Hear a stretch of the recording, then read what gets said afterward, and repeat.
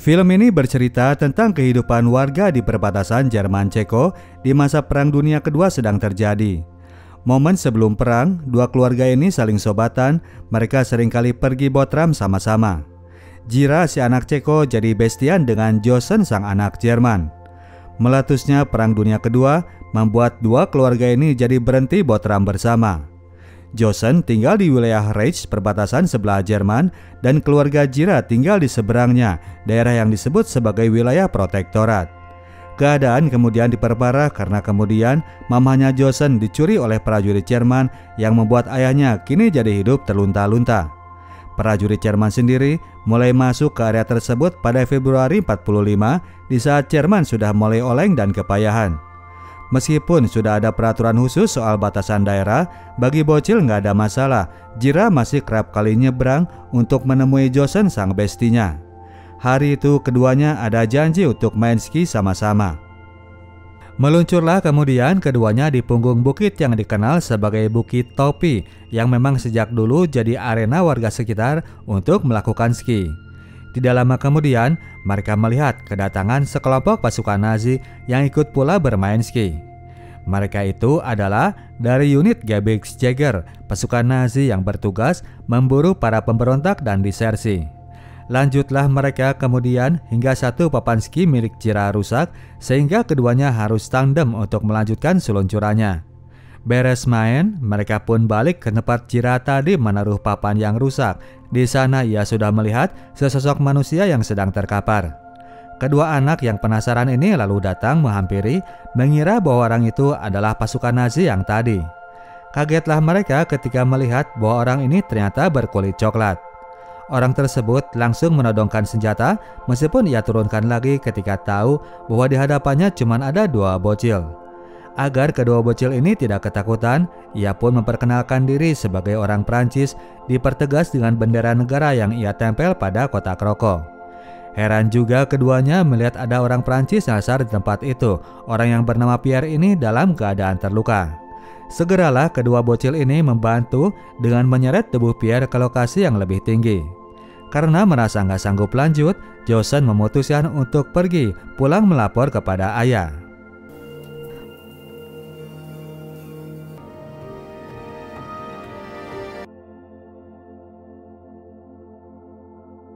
Kalau ayahnya Josen langsung meluncur menuju TKP. Pierre yang merasa butuh bantuan langsung menyerahkan pistolnya agar tidak dianggap sebagai ancaman. Karl langsung merawat cedera yang diderita oleh Pierre. Pilot pesawat Prancis itu mengalami patah kaki. Setelah itu pilot Prancis ini pun ia naikkan ke atas gerobak dari kereta kudanya yang mereka tutupi dengan jerami. Berikutnya yang dilakukan oleh Karl bikin shock para bocil. Ia mematahkan satu papan ski lalu menjotos hidung Jira hingga berdarah. Hal itu sengaja ia lakukan sebagai cover saat mereka lewat di pos jaga. Berdalih bahwa anak ini mengalami eksiden nabrak pohon saat main ski, prajurit Nazi di pos jaga pun tidak merasa curiga. Lewatlah kemudian kereta ini menuju area protektorat ke rumahnya keluarga Sukup. Tiba di sana, anggota keluarga Sukup pastinya kaget melihat kondisi Jira yang sudah jontor. Karl langsung menjelaskan bahwa hal itu terpaksa ia lakukan. Sekalian ia perlihatkan muka Pierre yang jadi pangkal masalahnya, korban yang baru ditemukan oleh dua bocil anak mereka. Segeralah mereka membawa orang itu masuk. Pierre ditempatkan di kamarnya Anka, anak perempuan kakaknya Jira. Anak cewek ini langsung diutus untuk memanggil Dr. Holubeck agar segera memberikan pertolongan. Jalanlah kemudian Anka menuju kota. Di perjalanan ia diberhentikan oleh sebuah mobil yang ternyata dari milik prajurit Nazi. Sang pemilik mobil menawarkan tumpangan sampai kota walau dengan sedikit memaksa. Prajurit Nazi ini ternyata memang beneran ingin bantu. Ketika ditanya keperluannya memanggil dokter, Anka menjawab bahwa adiknya sedang sakit. Tibalah kemudian mereka di rumah Pak Dr. Holubeck dan ternyata prajurit Nazi ini menawarkan untuk mengantar mereka balik.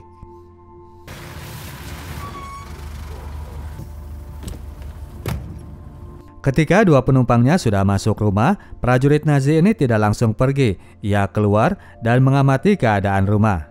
Nangkring sebentar, ia pun lanjut masuk ke dalam rumah, berusaha memergoki aktivitas di dalam. Kegiatan saat itu memang tidak ada yang mencurigakan. Para dokter fokus dulu untuk menolong Jira. Prajurit Nazi yang bernama Gollwitz ini lalu memperkenalkan diri sebagai komandan dari pasukan Gebirgsjäger. Ia rupanya sudah mengenali Karl yang mana penduduk wilayah Reich. Mengenai insiden yang terjadi, Gollwitz tidak begitu mempersoalkan. Ia mengerti akan kelakuan bocil yang seringkali gak masuk akal. Namun demikian, ia pun memperingatkan agar kedua anak mulai saat itu mau patuh pada peraturan. Keduanya ia peringatkan agar tidak lagi nyebrang ke perbatasan. Sebelum pulang, Mr. Gollwitz memberikan info bahwa ia tinggal di area sana di rumahnya Mr. Tomanek sang tukang pos. Legalah kemudian semua anggota rumah ketika Mr. Gollwitz sudah keluar dari rumah. Mereka pun langsung pada acara utama untuk menolong Mr. Pierre.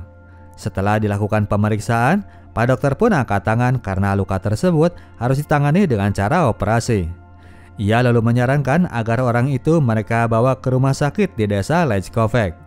Dokter di sana adalah teman lama yang mana sama-sama anggota dari kaum pemberontak. Pulanglah kemudian Pak dokter dengan diantar oleh keluarga Jerman yang sekalian hendak pamit. Karl berharap agar keluarga mereka bisa lepas dengan aman dari masalah yang tiba-tiba datang ini.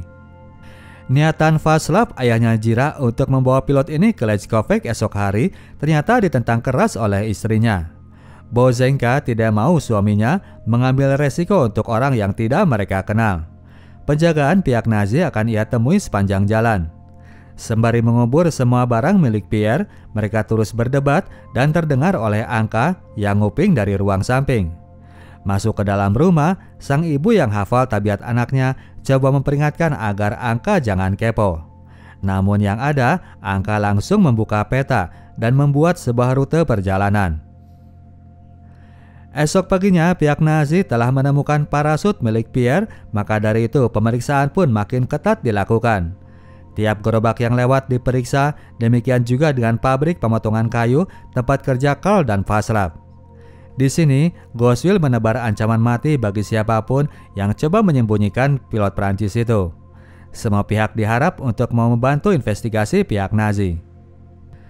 Kabar mengenai kegawatan itu sampai juga kepada para bocil di sekolahan. Seorang anak yang mana merupakan anaknya Mr. Tomanek nge-spill pembicaraan orang tuanya bahwa tambahan pasukan dari pihak Nazi akan segera datang. Emaknya Eda yang disuruh jadi kepala konsumsi bagi mereka. Anka yang terlihat sangat peduli dengan masalah ini lalu mengajak para teman untuk berkumpul selepas sekolah. Selepas sekolah, anak-anak ini lalu berkumpul di rumah Nenek Tuli yang rumahnya biasa disinggahi para anak-anak. Di sana, Anka memperlihatkan peta rute perjalanan yang telah ia bikin tadi malam. Anak cewek ini rupanya telah bertekad untuk membawa Pierre ke Lechkovec. Ia ingin mengajak teman dan para bocil lain untuk ikut dalam misi penyelamatan itu. Dalam mapping tersebut, ia telah mencatat nama-nama teman yang rumahnya berada pada rute perjalanan yang mana nantinya akan mereka minta bantuan. Anka cukup pede melakukannya karena ia yakin bahwa para bocil sama sekali tidak akan diperhitungkan. Tiba di rumah, ia pun langsung mengumumkan rencananya kepada bokap. Václav pastinya kaget dan melarang anaknya melaksanakan misi yang berbahaya itu.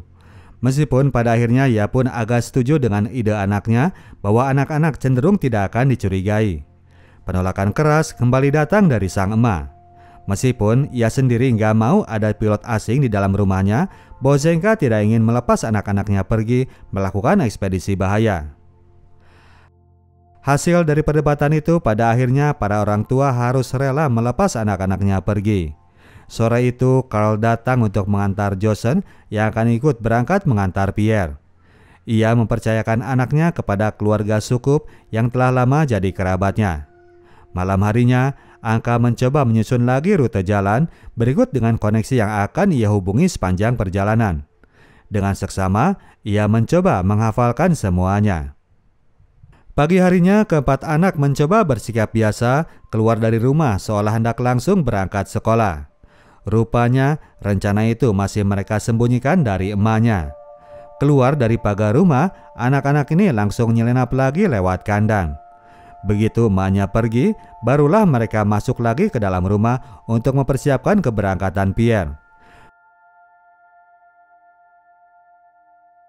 Bozenka saat itu hendak pergi ke pasar dan dari kejauhan ia sudah melihat bahwa kini kotanya sudah kedatangan banyak prajurit Nazi.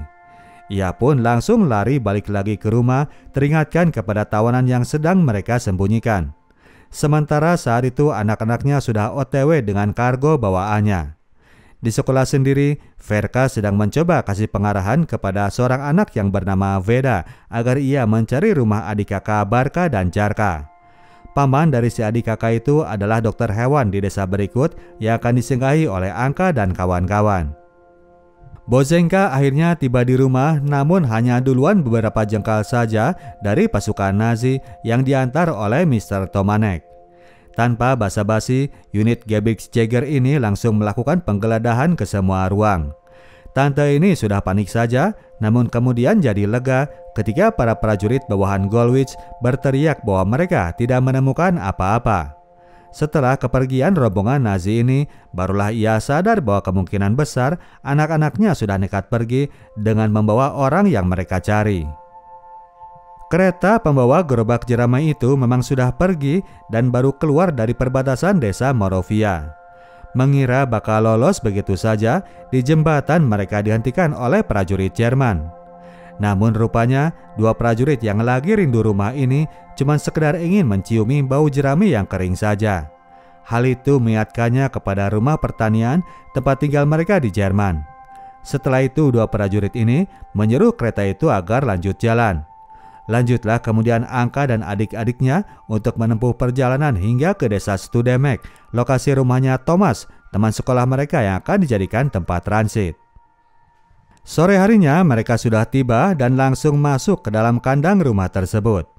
Namun saat itu mereka belum juga kedatangan dokter karena Veda, si anak yang agak tulalit itu, sudah datang ke rumah yang salah. Si ibu pemilik rumah memang menunjukkan rumah yang benar, namun karena hari sudah sore, Veda ia suruh untuk nginap dulu di rumahnya. Pada akhirnya malam itu, Pierre pun masih belum bisa mendapatkan perawatan. Para bocillah yang kemudian melakukan perawatan tipis-tipis terhadap luka Pierre, mengganti perban biar bersih. Malam itu para boys and girls ini pada tidur di kandang untuk menemani Pierre. Esok paginya sementara anak yang lain semua pergi ke sekolah, Pierre ditinggal di sana dan dititipkan kepada Tonic adiknya Thomas. Bocil satu ini diminta agar diam di tempat hingga kedua kakaknya pulang dari sekolah. Jalan barenglah kemudian anak-anak ini, namun di tengah perjalanan, dua anggota tiba-tiba membelot. Jira dan Joseon memilih balik untuk menemani Pierre di dalam kandang. Kecil-kecil, dua anak ini sudah ngerti dengan tanggung jawab. Tidak lama berada di sana, datang kemudian Veda yang kehadirannya sudah mereka tunggu-tunggu. Tanpa menunggu lama, mereka pun langsung berangkat menuju ke rumah Dokter Heran. Seiring dengan itu, adik kakak Barka dan Jarka datang menghampiri kandang pamannya, meminta izin untuk menyembunyikan seorang pasien satu malam saja. Pamannya menyangka bahwa dua ponakannya ini ingin menitipkan kucing atau dogi piaraan yang sedang terluka. Sementara itu di sekolah, anak-anak pun harus masuk tanpa kedua boy tadi. Karena merasa curiga dengan ketidakhadiran beberapa orang muridnya, Bu Guru akhirnya meminta kepada Anka agar kedua orang tuanya datang melapor soal hal tersebut. Anak-anak yang bolos sekolah itu akhirnya ketemu dengan Barka dan Jarka di perjalanan.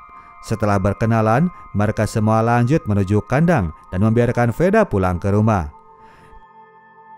Tiba di kandang, sementara Pierre mendapatkan perawatan, Barka dan Jarka mengutus anak lain untuk pergi ke desa yang berikutnya.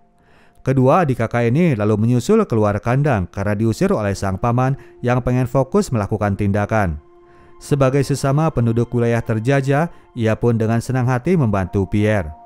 Beres pengobatan, ruang itu pun lalu ia serahkan kepada duo Jira dan Joseon sebagai petugas jaga. Bangga betul keduanya bisa menjadi bodyguard seorang pilot Prancis, sementara di rumah, kedua orang tua sedang mengkhawatirkan keberadaan mereka. Anka yang saat itu sudah tiba di rumah datang tanpa kehadiran adiknya dan ketika ditanya, ia pun tidak mengetahui keberadaan mereka. Pada akhirnya Vaslaplah yang jadi ketempuhan karena harus turun mencari ke lapangan. Di medan perjuangan itu, Vilda, si anak kiriman Barka dan Jarka, terus berlari menuju rumah Honza. Pas sekali karena di sana kebetulan rumah mereka sedang kedatangan sang paman yang mana seorang aktivis perjuangan. Paman Vikan memberikan kabar bahwa 3 hari ke depan desa Lejkovec akan kedatangan rombongan prajurit Nazi.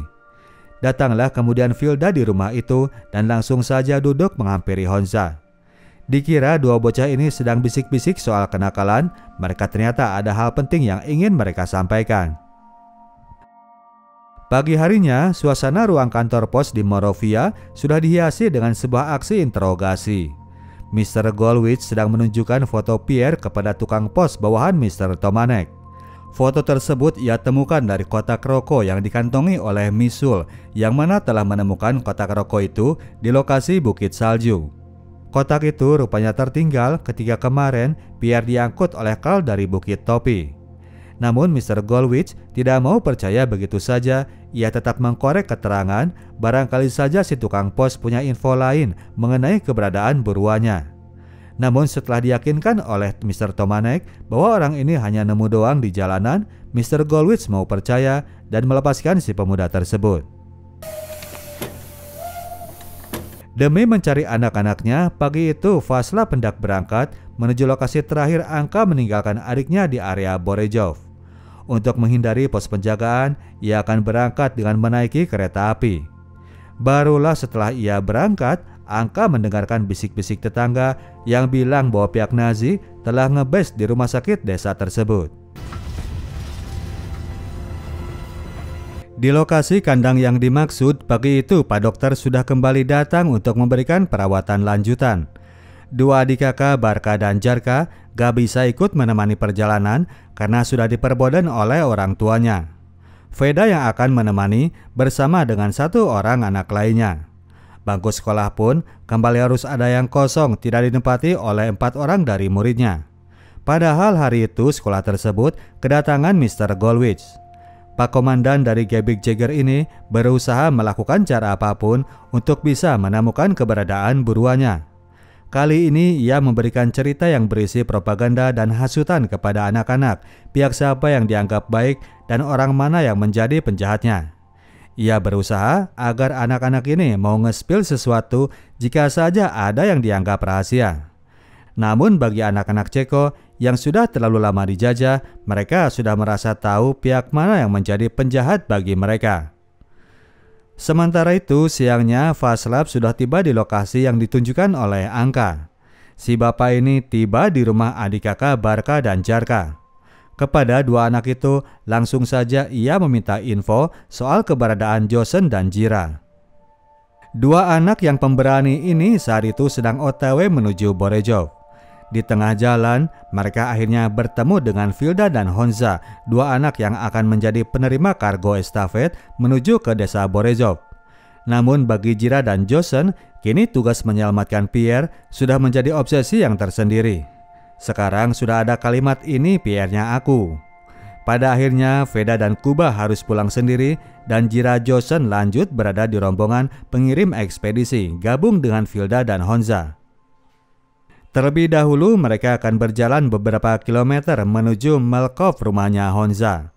Di sana mereka akan bermalam dan Pierre akan kembali diberikan perawatan luka. Malam itu tiba-tiba saja rumah tersebut kedatangan para prajurit Jerman yang tersesat. Ketiganya adalah anak-anak muda yang mulai banyak diperbantukan di akhir-akhir masa perang. Mereka semua sedang kedinginan dan kelaparan. Ketiganya tidak ada waktu untuk memeriksa. Begitu baju dan makanan yang dibutuhkan sudah mereka dapatkan, mereka pun langsung berangkat melanjutkan perjalanan. Anka yang merasa khawatir mendengar info colongan dari warga desa, kemudian memutuskan untuk turun menyusul ayahnya. Subuh hari saat ibu dan adiknya masih tertidur, ia pun langsung pergi dengan berbekal 1 papanski. Sementara pagi itu, adik dan teman-temannya sudah lanjut lagi mengawal paket penting yang akan dikirim menuju desa Borejov. Di tengah perjalanan, mereka semua sempat melihat sebuah eksekusi di tengah hutan. Operasi itu dilakukan di bawah komando Golwitz. Pasukan Nazi memang benar-benar sudah bergerak menuju desa sana. Tibalah kemudian mereka di desa Borejov, desa terakhir sebelum Lechkovets yang menjadi tujuan akhir. Total jarak yang ditempuh memang cuma 20 km, namun cukup lumayan untuk para bocil. Ketika mereka hendak masuk ke rumah sakit yang dituju, datang rombongan pasukan Nazi yang duluan tiba dengan membawa korban. Sempat mereka kebingungan, namun Paman Vikan keburu datang dengan instruksi lanjutan. Mereka semua disuruh untuk merapat ke lokasi gereja. Di gereja sudah ada seorang pemuda yang bernama Joska yang sebelumnya sudah menerima pengarahan. Kereta itu ia persilahkan masuk dan ia pun lalu bantu membopong Pierre masuk ke dalam gereja. Sore itu akhirnya Václav tiba di gereja desa tersebut. Gembira luar biasa ia berhasil menemukan kedua anaknya, Jira dan Josen. Malam harinya datanglah Pak Dr. Mersky yang baru bebas dari kesibukan di dalam rumah sakit. Ia pun langsung melakukan tindakan kepada pasien spesial desa mereka. Kedua boy asal Malkov, Honza dan Franta lalu disuruh agar lekas pulang saja. Angka yang sudah hafal dengan mapping lokasi akhirnya sore itu tiba di rumahnya Honza. Di sana ia diterima oleh sang ayah saja karena Honzanya sendiri baru tiba pada malam harinya. Sang boy langsung melaporkan soal Jira dan Josen yang kini sudah ditemukan oleh ayah mereka. Angka sudah pengen langsung nyusul saja, namun ayahnya Honza mendesak agar malam itu ia nginep dulu untuk menghindari bahaya kolong wewe di malam hari. Malamnya di gereja rapat penting dilakukan oleh para bocil. Instruksi dari Paman Vikan bahwa petugas pengirim paket berikutnya adalah Joska dan temannya, namun Jira dan Josen ternyata bersikeras pengen ikut karena katanya Pierre itu punya aku. Akhirnya setelah ditengahi, kedua anak itu pun mau menyerahkan tugas dan pulang bersama ayahnya. Esoknya Angka sudah berangkat sesubuh mungkin dan tiba di gereja tepat ketika kereta pembawa paket kargo itu hendak berangkat. Namun alih-alih datang untuk menghampiri keluarganya, Angka malah bersembunyi lalu nyelinap keluar untuk menyusul keberangkatan kereta. Cewek ABG ini rupanya sudah kangen kepada Pierre. Angka ingin melihat kondisi sang pilot Prancis. Melihat cewek yang ujuk-ujuk nimbrung ini, Joska tidak berdaya untuk menolaknya. Begitupun ketika Angka mengajaknya agar langsung gas saja. Padahal saat itu Joska masih menunggu kedatangan seorang teman yang rencananya akan menemani menuju ke Lechkovets. Sore harinya mereka pun tiba di sebuah rumah yang terbengkalai. Joska pun pergi memeriksa keadaan. Rumah tersebut memang aman untuk dijadikan tempat peristirahatan, asalkan mereka nggak ngeri saja nginap satu ruangan dengan mayat terbakar. Sepertinya rumah itu milik dari pemberontak yang habis dibakar oleh pihak Nazi. Sore itu juga Václav dan kedua boy sudah tiba di rumah. Bertemu dengan Bozenka yang ada keduanya bukannya senang namun malah jadi kaget. Sang ibu menanyakan Angka yang ia kira sudah bergabung dengan ayahnya, sementara sang ayah mengira bahwa anak ceweknya itu adem ayem tinggal di rumah. Kekhawatiran kembali melanda. Anaknya sendiri memang saat itu lagi adem ayem, sibuk mengurus luka dari Pak Pilot. Angka bertekad untuk mengantar Pierre menuju lokasi tujuan dan tidak peduli dengan larangan Joska yang memintanya untuk menunggu di dalam rumah. Esok paginya keduanya terbangun dan langsung bersiap untuk menuntaskan misi. Sementara itu di Moravia timbul sebuah perkembangan. Mr. Gollwitz ternyata harus mendadak cabut dari daerah tersebut.